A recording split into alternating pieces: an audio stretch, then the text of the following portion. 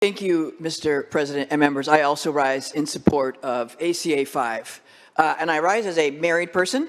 And I also want to say I rise as a United States military veteran. I met my wife, we were both serving at Fort Meade, Maryland in the 1979, right? So that's a long time. We have been together 40 years, have shared our life together for 40 years. As many of you know, she has really significant health care issues. And we discovered many things. We have discovered, and people say, well, why can't you just be civil partners? Because marriage is, defined in the Bible by as a man and a woman. Well, we don't live in the Bible. We live in America. We live in California, where we have a separation of church and state. And while I am a church-going person, I never asked my church to marry me, but I did ask my government to respect my relationship. If we were both able to sign a blank check to serve our country, then why shouldn't our country have the same responsibility to make sure that we have every right that every other American has, whether that's taxes, whether that's health care, whether that's the adoption of our child. As people know, during my time in the legislature, we had a serious death in the family, and with that, we became parents. People may also know that we cared for family members as they have died. A lot happens in 40 years, right? We put each other through school. I'm proud I stand before you with a PhD as a kid who barely graduated high school, and I couldn't have done that without the foundation of my life and that marriage.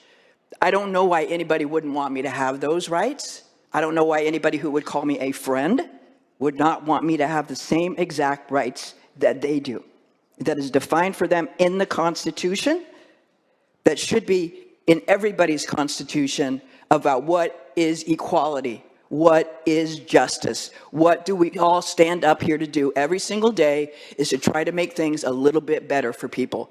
In our California Constitution, due to the voters, due to some very ugly things, it says that marriage is only one man and one woman.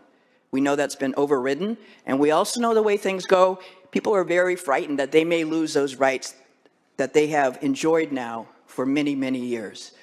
So as you think about casting this vote, I want you to think about me as a friend. I want you to think about me as a caregiver, as a parent, and as a United States military veteran.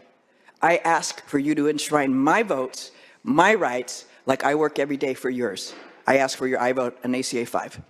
Thank you. Senator Dow.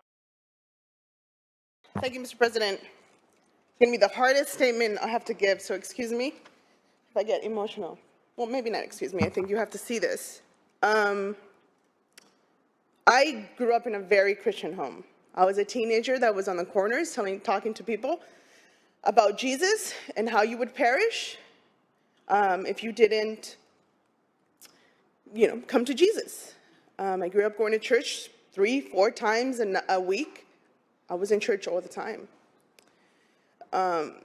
So it was no surprise that when I came out and my family was not accepting of me because of their faith.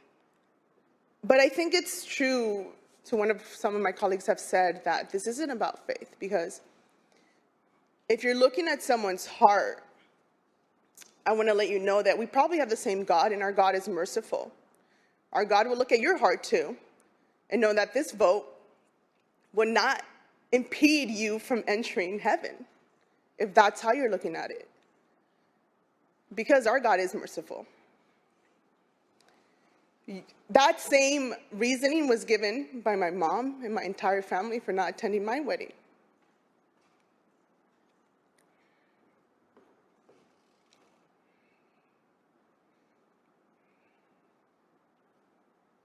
And you can see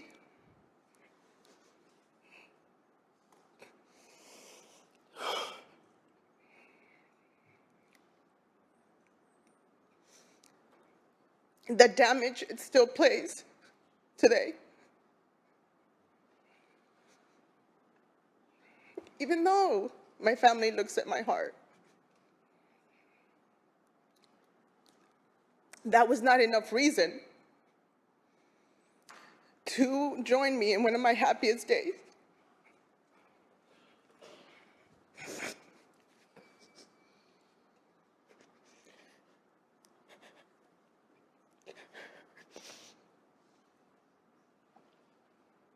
I had no idea this was gonna make me feel this way. But this vote goes beyond faith.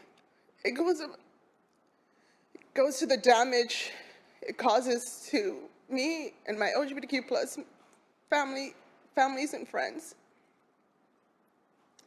Because at 34 years old, I am the state senator to the 4th largest economy of the world. I'm a homeowner, I'm married, I have 2 dogs, but yet, the reasoning of faith, the lack of support still impacts me, an individual that I consider myself to be a very strong individual. It still impacts. So while a lot of our witnesses or testimony are repetitive, I think it's important also to hear these stories, to sit through this if you're not gonna go up on this. Because you need to hear and you need to see and hear the stories of the individuals you choose not to stand next to. I think that's important. Because at the end of the day, if faith is what you're utilizing, Lord is the only person that can judge you. God is the only person, not you, not as a human being.